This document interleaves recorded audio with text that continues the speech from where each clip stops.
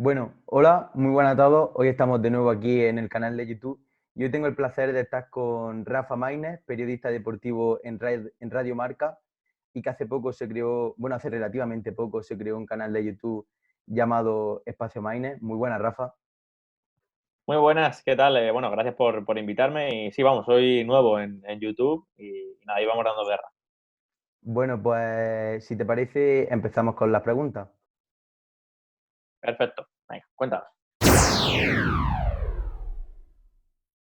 ¿De dónde viene tu pasión por el fútbol y por el periodismo? A ver, yo creo que al final es una pregunta en la que podrías hacérsela a millones de chavales en España. ¿De dónde viene la pasión por el fútbol? Al final de que nos gusta jugar al fútbol. Yo he de decir, que ya lo he dicho más veces, soy un poco futbolista frustrado. Yo, bueno, he jugado siempre por aquí, yo soy de Madrid, de Leganés, y he jugado en equipos aquí de barrio, de regional. Sigo jugando en alguno, aunque ya este año he jugado menos, pero me viene la pasión de ahí. Y luego desde pequeñito, al final me viene la pasión más que yo creo que va unida la pasión al fútbol con la pasión a la radio, ¿no? Que me ha inculcado la radio deportiva, que me inculcó mi familia, de irme a dormir cuando era un pequeño y poner la radio en la mesita de noche. Y me viene de la pasión de ahí, de conocer al fútbol a través de la radio y bueno, ya hasta ahora. Y hablando un poco más dentro del mundo del periodismo, desde que te empezó a llamar la atención esta profesión, ¿has tenido algún referente, algún espejo donde mirarte?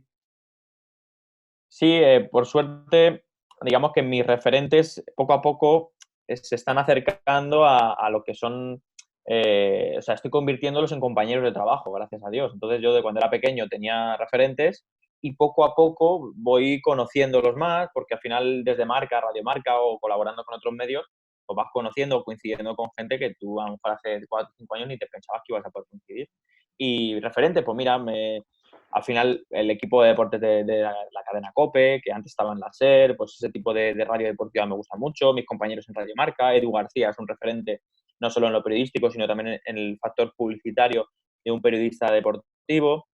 Bueno, y siempre me quiero acordar de mi jefe actual en Marca, uno de ellos, que es Fernando Carnerero, que a lo mejor por nombre no tiene tanta repercusión a nivel mediático como otros, pero que a mí me dio la oportunidad de entrar en Marca hace 3 años y de empezar con la segunda división B.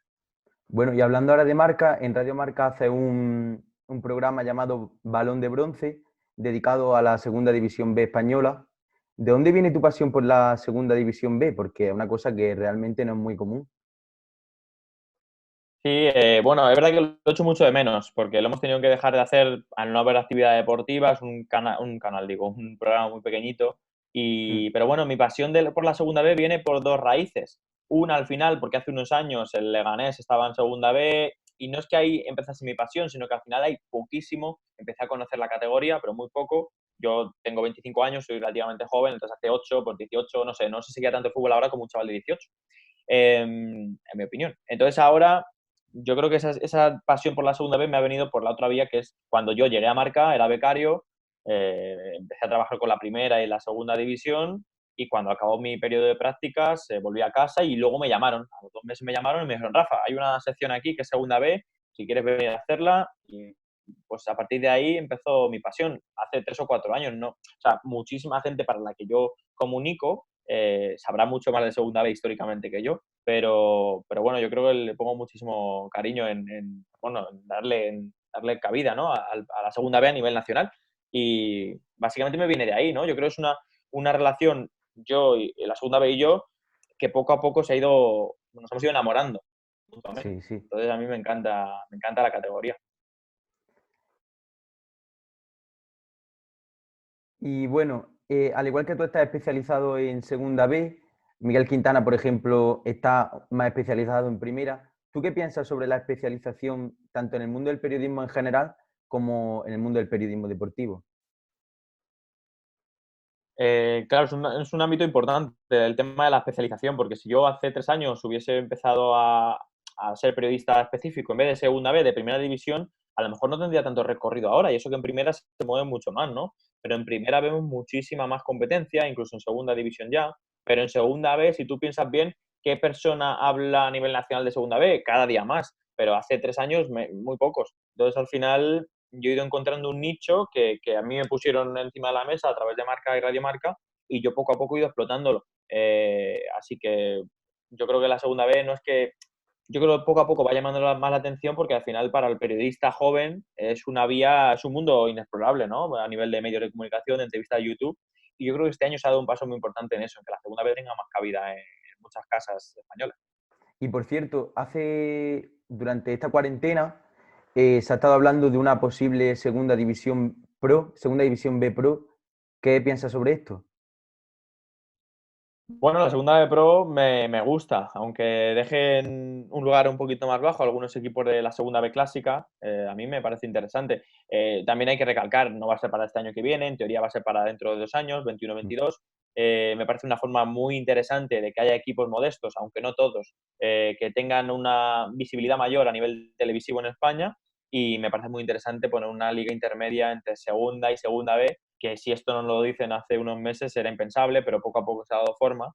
Y yo creo, vamos, imagínate que a lo mejor haya paquetes de televisión o cadenas de televisión importantes que den esa segunda de Pro como si fuese la segunda división. A mí es Sí. que, vamos, me motiva muchísimo para seguir creciendo en lo profesional. Y bueno, hablando ya para gente joven como yo que nos queremos dedicar a esto, al mundo del periodismo deportivo, yo he escuchado ya a varios periodistas deportivos o periodistas en general que dicen que realmente no hace falta estudiar periodismo para ejercerlo. ¿Tú qué piensas sobre este tema? Era una cosa con la que yo chocaba bastante hace unos años, no con ese hecho, sino, o sea, con el hecho del debate en sí, ¿no? De que mucha gente defendía que no hacía falta el título. Verdad que en España tenemos una necesidad de la titulitis brutal, pero claro, si tú lo piensas bien, imagino que ese título de periodismo al final es para hacer una especie de criba, ¿no? Para que no todo el mundo pueda ser libremente periodista. Ahora bien, yo creo que no hace falta el título. Es decir, yo si ahora mismo retrocediese en el tiempo, a lo mejor no estudiaría periodismo, ¿no? Y llegaría por otras vías. No lo sé, lo que está claro es que un periodista se nace y también se hace, ¿eh? Yo creo que las dos. Y no te hace falta un título, aunque, bueno, cualquier persona que no tenga el título o que se dedique a otra cosa, puede abrirse un canal de YouTube, puede hacerse un podcast. Es verdad que lo va a tener más complicado para llegar a los medios tradicionales donde a lo mejor sí piden periodistas, pero Claro, la suerte que tenemos hoy en día es que cualquiera puede crecer y ofrecer algo al mundo o a una plataforma. sí. Por ejemplo, Twitter dicen que es una plataforma que es muy útil para crecer como periodista, ¿no? Sí, es que de hecho yo a través de Twitter es que he crecido muchísimo porque Claro. al final es una vía muy rápida para llegar a la gente. Yo creo que si combinas información con sobre todo entretenimiento, yo por ejemplo cuando empecé a llevar la segunda B no tenía casi contacto con los clubes de segunda B porque al final acababa de empezar, pero es verdad que la radio me ha acercado mucho a eso. Y a través de eso, ese hilo conductor, pues he ido poniendo cada día más cosas en Twitter y he mezclado la información que ahora puedo dar con el entretenimiento que daba antes, a nivel de segunda B siempre. Entonces, yo creo que hay que tener también, bueno, muy, muy claro en qué, dependiendo de la plataforma en la que comuniques, Twitter, YouTube, una radio, el tipo de mensaje, ¿no? Porque al final si yo escribo en un periódico, escribo para marca.com, comunico en radio, comunico en YouTube y comunico en Twitter, al final son 5 plataformas o 6, ya ni me acuerdo, pero que no todas llevan el mismo lenguaje, ¿no? Y a veces es un poco lioso y también con más responsabilidad que otro aspecto. Claro. El otro día, mm, el otro día lo decía Miguel Quintana en la entrevista que le hiciste, que él no hablaba igual cuando estaba comentando en radio que cuando hacía un vídeo para YouTube. Y hablando de los nuevos canales de comunicación, como hemos hablado, Twitter, YouTube, Internet, ¿cómo crees que se ha tenido que adaptar el periodismo deportivo a estos nuevos canales de comunicación? Bueno, yo creo que hay una simbiosis que cada día es más latente, ¿no? Entre los medios tradicionales y el nuevo periodismo, ¿no? El periodismo 2.0. De hecho, hay una cosa que a mí también me da rabia, ¿no? Que hay gente hay periodistas, futbolistas, presidentes, entrenadores, que a lo mejor atienden antes a un canal de YouTube que a un medio tradicional. Hablo de primera división, por supuesto, porque en segunda vez, por suerte, hay mucha accesibilidad en este campo. Pero yo creo que ya no es que solo eh, YouTube o el nuevo periodismo se haya tenido que, bueno, haya entrado con esta fuerza hoy en día a la sociedad, sino que yo creo que los medios tradicionales, y yo trabajo en uno, también se tienen que acercar a esa nueva juventud, como es tu caso, por ejemplo, que seguramente tú veas más YouTube que la televisión tradicional, por ejemplo, y me pasa a Sí. mí. Entonces yo creo que ya por lo menos cada medio tradicional o cada medio de comunicación normal, radio, prensa o televisión, incluso a través de redes sociales o de su propio canal de YouTube, han tenido que, digamos, como hemos hecho todos esta cuarentena, ¿no? Reinventarnos Mm. para poder subsistir. Bueno, y hablando de la cuarentena, ¿cómo la estás llevando? Porque Bien, dime, dime. hace poco le hice una entrevista a Miguel Quintana y me dijo pues que en el tema YouTube y eso se estaba notando bastante. Claro, por ejemplo, yo he grabado hoy con Rafa Skritch, que dentro de poco Sí, lo veremos en el canal. Y claro, por ejemplo, en su caso es distinto porque él viajaba mucho y claro, esta cuarentena le ha frenado en seco, aunque dentro de poco volverá. Pero en mi caso ha sido un poco extraño porque al final yo acabo de empezar el canal de YouTube hace 5 meses, 6 meses, no sí, sé, en diciembre, noviembre, y es verdad que nos ha cortado muchos viajes, pero es verdad que no era mi objetivo primordial viajar en el canal, ¿no? Entonces, al final, yo poniéndome aquí en esta pared, delante de la cámara, puedo comunicar igual que todos. Entonces, la cuarentena la hemos llevado bien. Ha habido un momento al principio de la cuarentena que me costaba tener esa estabilidad o tener los conceptos claros en cuanto a horarios, subir vídeo cada lunes, cada martes o cada jueves. Pero yo creo que la misma cuarentena me ha ido ordenando mis ideas y también me ha servido para aprender a organizar mi agenda de youtuber.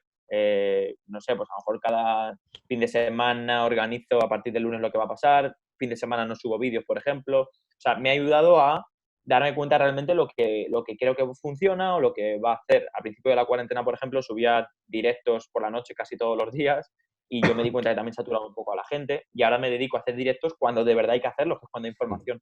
Entonces, yo creo que esta cuarentena, en mi caso por lo menos, me ha permitido crecer, pero porque yo creo que me he dado cuenta exactamente qué queréis la gente o qué quiere la audiencia en este caso. Bueno, y todo indica que el fútbol va a volver. ¿Tú qué piensas sobre este tema?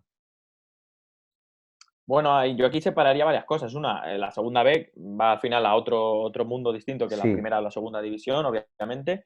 Em, no lo sé, no sé qué va a pasar, obviamente. Hoy me ha escrito un seguidor del Atlético Baleares, me dice, Rafa, ¿qué va a pasar? ¿Tú sabes algo? Yo, si no, a lo mejor no lo sabe ni el ministro, ¿no? claro. Pero, no sé, yo creo que vamos a ver cómo va el tema en julio. Estamos en mayo, es verdad que quedan 2 meses para que en teoría se jueguen esos playoffs express. Yo creo que empezará antes la Liga, Primera División y Segunda, pero son preguntas que no tengo ni idea. O sea, según pasa un día pienso una cosa.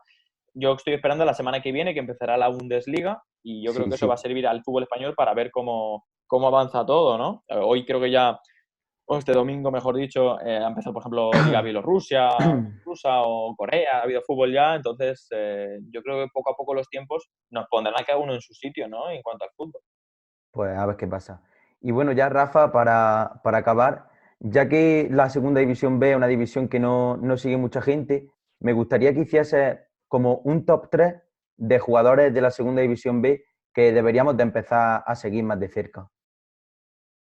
Uf, pues mira, me gusta, me gusta. O sea, te puede hacer top 3 de lo que quieras. Sí, sí, Estadios, escudos, aficiones. Pero es verdad que de futbolistas es muy complicado. Hace poco hice un vídeo parecido con Senén Morán, que se hace cubre la segunda división, sobre futbolistas de segunda vez que podrían estar en ligas más bank. Y di 7 y podía haber dado 514. Pero en cuanto a top 3, por ejemplo, pues mira, te voy a decir más o menos cosas que comenté en ese vídeo. Ángel Rodado, delantero del Ibiza, puede ser interesante que la gente empiece a seguirlo porque puede ser que le veamos en un futuro. No voy a entrar en nombres de filiales porque es mucho joven que seguramente veamos en primera. claro, claro. Mm, no sé, te podría decir, por ejemplo, Alex Corredera del Badajoz, que a mí particularmente me gusta mucho. Eh, te voy a decir uno más, yo qué sé. Mira, te voy a decir un amigo mío que es Sergio Bermejo, que fue futbolista del Celta B. Este es de filial, no se habla mucho de él, pero yo creo que de una zurda increíble, estuvo en el Navalcarnero aquí en Madrid. Yo creo que son de estos chavales que vamos a ver el día de mañana en el Celta, en el primer equipo o en segunda división. No sé, yo insisto, podría decirte mucho más, pero Sí, me quedo sí. con eso. Bueno, pues ya está, Rafa. Hasta aquí la entrevista. Muchísimas gracias por estar hoy con nosotros. Ha sido un placer. Y bueno, habrá que empezar a seguir más de cerca los chavales que has dicho y la segunda división B, obviamente. Pues muchas gracias a ti, por supuesto, y muchísima suerte en este largo camino que quién me iba a decir a mí hace unos años que iba a estar concediendo entrevistas, ¿no? Y hablando de segunda B y poco a poco, pues, estando en este tipo de espacios. Así que, bueno, te lo agradezco y espero que en unos años nos encontremos en algún otro medio o en canales de YouTube o quién sabe lo que va a ser en 5 años esto, ¿no? Ojalá, ojalá. Pues bueno, ya está. Muchas gracias. El placer es mío, de verdad, Rafa. Y ya está. Pues nos vemos. Hasta luego, Un Rafa. abrazo. Chao. Adiós.